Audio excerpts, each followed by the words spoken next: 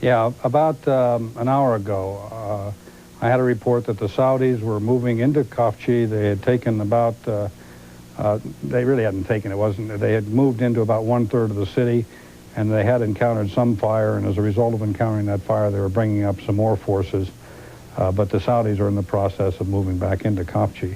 As far as the U.S. forces are concerned, the casualty reports are the same as I gave last night, and that's we had 12 killed in action and 2 wounded in action. That's the latest I have on that. There are early reports that the Saudis are taking heavy casualties in that action. Can you confirm that for us? No, I've only heard of 1 Saudi killed in action to date, and there were no reports of heavy casualties. I did hear some vehicles that had their wheels shot out, but nothing more than that.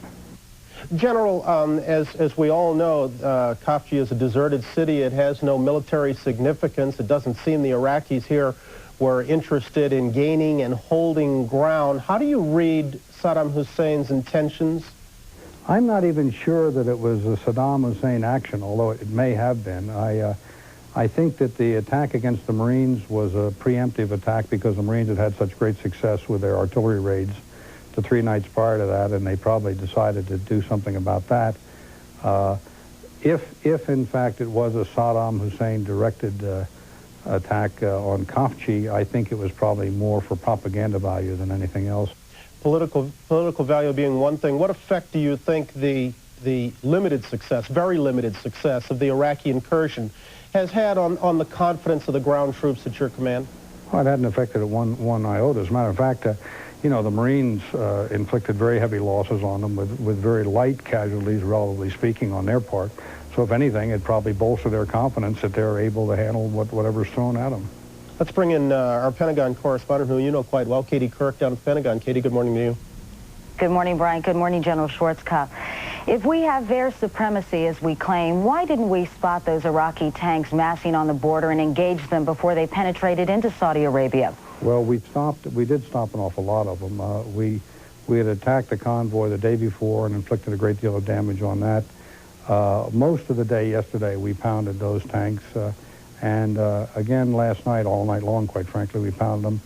I think I said last night that we were expecting an attack based upon the disposition of the forces, and that attack never came, and I would say that probably one of the reasons is because of the damage that we probably inflicted by the air. Do you think, General Schwarzkopf, that we unnecessarily egged the Iraqi troops on by these 3 consecutive nights of artillery raids and took unnecessary risks?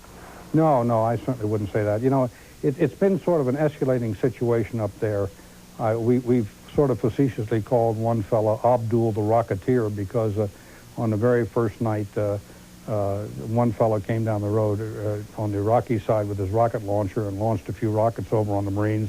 The Marines shot back at him. The next night he came back again with a few more of his fellows and lobbed some things over there, and the Marines fired back, and there's been sort of this you know, daily escalation in the artillery fire back and forth, and the Marines then, being Marines, took aggressive action to try and do something about that. So I wouldn't say it was an egging on. I just think it's a logical escalation.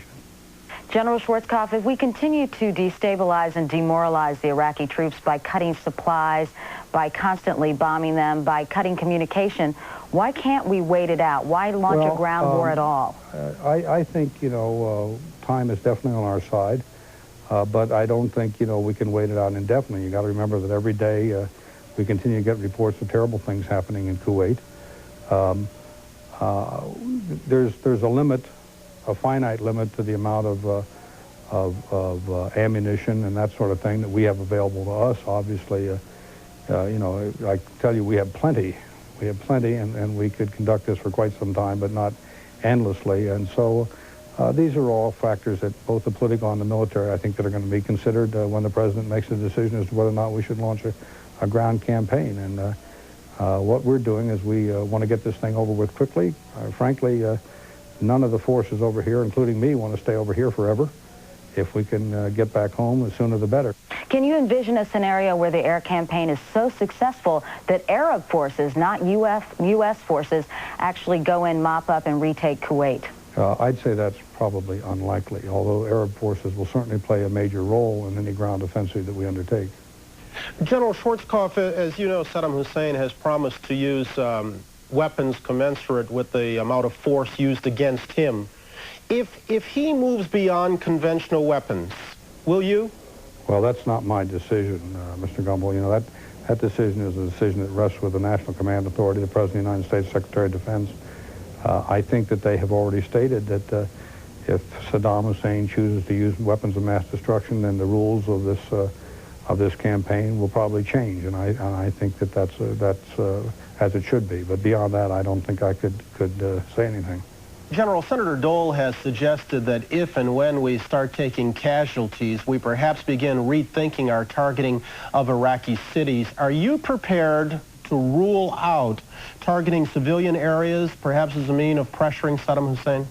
Well, again, that's not my decision to make. As a military man, I don't think that I would make that recommendation, certainly not at the present time, I think it's very important that whatever military actions we take, they be things that will contribute to the outcome of the battle, and not something that we're doing just as a weapon of terror or mass destruction. The Americans have never done business that way. You think back to the old Western movies, you know, the guys in the black hats, they do stuff like that. The guys in the white hats don't do things like that, and I like to think of us as the guys in the white hats. General Schwarzkopf, you were quite impassioned yesterday about the Iraqi treatment of Allied POWs, their failure to follow the Geneva Conventions. Do you feel utterly helpless in this case? No, I don't. I certainly don't feel helpless, Katie. I just have a gut reaction to anybody that would take someone in that who is so helpless as a POW is, and then go ahead and exploit them by making them a human shield, or beating them up, or intimidating to the point that they have to appear before television. You know, we signed this agreement in good faith. We abide by it. The Red Cross has been out there and checked us out. The Red Cross has interviewed all of the Iraqi prisoners that we have separately, without us being around. We're completely open about the way we treat them. And I guess it's just, it's the way one human being is supposed to treat another human being, and that's why I resent it so terribly. When our POWs are exploited, they're helpless people, and to do something like that to them, I just have a gut reaction against it. On another personal note, we saw General Powell beaming when his wife Alma was introduced by the president during his State of the Union address. How did you feel when the president introduced Brenda Schwarzkopf? I was very proud of her. As I said, anybody that puts up with me for 23 years deserves all the applause they can get. But more importantly, I was proud of what Brenda was representing, and that's the literally 500 million military families who have suffered a lot, and are going to continue to suffer a lot simply because they've chosen to love a soldier, sailor, airman, marine, or Coast Guardsman, and that's a pretty wonderful bunch of people, and I was proud that my wife had an opportunity to represent them. General, as a final question, I note that your West Point colleague, General Leroy Sudduth, was quoted as saying that you always felt you would lead a great army in a significant battle. Is that battle being realized now, or is it yet to come? Leroy's a great friend. I don't really know where he got that from. I think that, we all used to, as young men, we all used to sit around and fantasize, probably, particularly when we were studying the history of military art and that sort of thing. But I really have never thought of myself as one day leading great armies into great battles. I think that we're in a great battle right now. I think it's a historic thing, and there's a long campaign plan out there. Not long in time, but long in length, and it's unfolding. And frankly, I would be very satisfied if it was over tomorrow, as long as we accomplish the objectives that we set out to accomplish. So I have no great ambitions to lead a wonderful military battle. What I want to do is get the job done and get home and save as many American lives as I can in the process. General Schwarzkopf, thank you very much for making some time for us. Good luck to you, sir. Thank you.